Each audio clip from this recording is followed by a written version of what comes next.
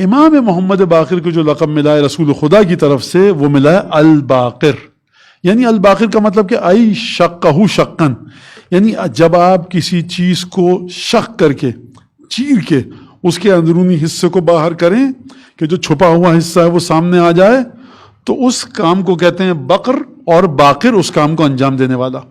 اور پھر اس کے بعد فرمائے رسالت باب نے لِأَنَّهُ يَبْقَرُ الْعِلْمَ بَقْرَةً، کیونکہ یہ جو میرا بیٹا ہے، جو میرا پوتا ہے، نواسا ہے، پوتا بھی کہہ سکتے ہیں آپ، نواسا بھی کہہ سکتے ہیں، کیونکہ ننیال بھی امامت کے مرحلے پر ہے اور ددیال بھی، لہٰذا فرمایا کہ یہ جو میرا بیٹا ہے باقر، جس کا نام میرے نام کی طرح ہوگا، اور آپ کے علم ہے کہ امام باقر کا نام محمد ہے، لقب ہے باقر، یہ علم کو آشکار کرے گا، علم کو کھول کر باہر کرے گا۔ اب خود اس پر کافی تفصیل کے ساتھ کئی دفعہ گفتگو ہو چکی ہے، لیکن ایک اشارہ کر دوں، جو امام باقر علیہ السلام کی خصوصیت آئی ہے حدیث وصیت میں، وہاں پر خداوند تبارک و تعالی نے رسول خدا کے ذریعے اس وصیت میں جو خطاب کیا ہے، جو مخاطب کیا ہے امام باقر کو، وہاں پر یہ اصطنع الامہ، اے محمد باقر امت کو تعمیر کرو، امت کی تعمیر کرو، امت کو بناؤ۔ کس کی امت کو؟ رسول خدا کی امت کو۔ کیا مطلب رسول خدا کی امت کو؟ اب یہ جو جملہ ہے کہ میرا یہ بیٹا باقر علم کو نکالے گا جو علم چھپا ہوا ہے، اور ادھر سے خدا رسول خدا کے ذریعے اعلان کر رہا ہے امام باقر کو وصیت جو آسمان سے آئی کہ اصطنع الامہ، امت کو دوبارہ سے تعمیر کرو۔ کیسے تعمیر کریں گے امام باقر؟ علم رسالت کو جو چھپا ہوا ہے نکالیں گے۔ کیوں علم رسالت چھپا ہوا ہے؟ کیونکہ رسول خدا کے جانے کے بعد 25-30 برس تک یہ پابندی رہی کہ خبردار کوئی بھی رسول خدا کی حدیث کو نقل نہ کرے۔ اب اگر آپ اس بات کو دیکھیں کہ کوئی بھی حدیث رسول خدا کی نقل نہیں کرے گا کیونکہ ہمارے پاس قرآن کافی ہے، تو کوئی جا کر پوچھے رسالت مآب سے کہ یا رسول اللہ آپ مرحلہ حکمت پر ہیں۔ حکمت کا مطلب کیا ہے؟ دانائی، عقل، شعور۔ بچوں کے لیے بتاؤں، اگر ایک گھونٹ پانی میں رسالت مآب کی پیاس بجھ گئی ہے تو ناممکن ہے کہ رسول خدا دوسرا گھونٹ پئیں۔ اگر 5 منٹ آرام کر کے رسول خدا کی تھکن دور ہو گئی ہے، امکان ہی نہیں ہے کہ جناب رسالت مآب 6 منٹ بھی آرام کریں۔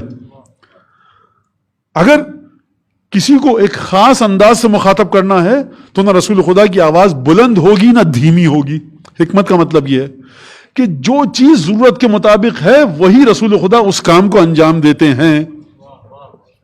اگر رسول خدا کی حکمت اس مقام پر ہے کہ مسلسل رسول خدا حدیث بیان فرما رہے ہیں اور آپ آ کر کہیں کہ حدیث نقل نہ کیجئے، تو رسول خدا ضرورت کا احساس کر رہے تھے اور حدیثیں بتا رہے تھے، اور آپ اس ضرورت کا احساس نہیں کر پا رہے تو آپ کی حکمت رسول خدا کی حکمت سے ٹکرا رہی ہے۔ تو آپ نے غور فرمایا کہ رسول خدا کی حدیثوں کو منع کر دیا گیا، اور یہ فیصلہ صحیح تھا کہ غلط تھا، اس کا فیصلہ بعد میں علماء نے کیا۔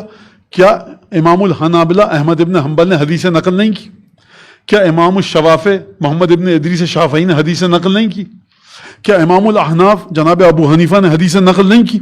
اس کا مطلب یہ ہے کہ حدیث کے نقل کرنے کی ضرورت تھی، اور تاریخ نے فیصلہ کیا کہ آپ حدیثیں نقل کرنی پڑیں گی، اور تاریخ سب سے بڑی اچھی قاضی اور قضاوت کرتی ہے غلط و صحیح فیصلوں کی۔ قطع نظر اس سے کہ یہ فیصلہ قرآن کے منافی ہے، رسول خدا کی سیرت کے منافی ہے۔ عبداللہ ابن عمر ابن خطاب آئے، کہا کہ تم اب حدیثیں ہماری کیوں نہیں لکھ رہے؟ کہا کہ یا رسول اللہ، لوگوں نے کہا کہ کبھی رسول خدا خوش ہوتے ہیں، کبھی غصے میں ہوتے ہیں، تو تم دیکھو ہر حدیث لکھ لو گے، ہو سکتا ہے رسول خدا نعوذ باللہ جب خوش ہوں تو کیا بات کہہ جائیں، غصے میں ہو تو کیا بات کہہ جائیں۔ رسالت مآب نے فرمایا یہاں سے جو کچھ نکلتا ہے حق نکلتا ہے، اگر ہر اس زبان مبارک سے جو حق نکلتا ہے تو آپ حق کو چھپانے کا حکم کیوں دے رہے ہیں؟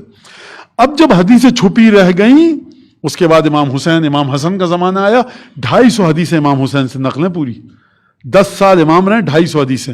امام سجاد کا زمانہ آپ کے سامنے ہے، کن کٹھن حالات میں امام سجاد نے امامت کی ذمہ داری کو سنبھالا۔ اب ہے واقعہ یہ کہ امام باقر امام بنے ہیں، حدیث وصیت امام باقر کو مخاطب کر کے فرما رہی اصطنع الامہ، امت کی تشکیل دو، یعنی رسول خدا کا جو علم چھپا رہ گیا ہے اس علم کو ابھارو اور نکالو۔ یہ معنی ہے ای شقہ شقہ یبقر العلم بقرہ، جس طرح سے آپ زمین پر ہل چلاتے ہیں تو چھپی ہوئی زمین کی تہیں نکلتی ہیں، اور اس کے بعد آپ زمین کو تیار کرتے ہیں، اس میں بیج بوتے ہیں، تب فصل اگتی ہے۔ لہٰذا امام محمد باقر اب رسالت مآب کی حدیثوں کو، رسالت مآب کے علم کو آشکار کریں گے، فاش کریں گے، لوگوں کے سامنے لائیں گے، تاکہ امت کی نگاہوں سے جو حقیقتیں چھپی رہ گئی ہیں وہ دوبارہ سامنے آئیں۔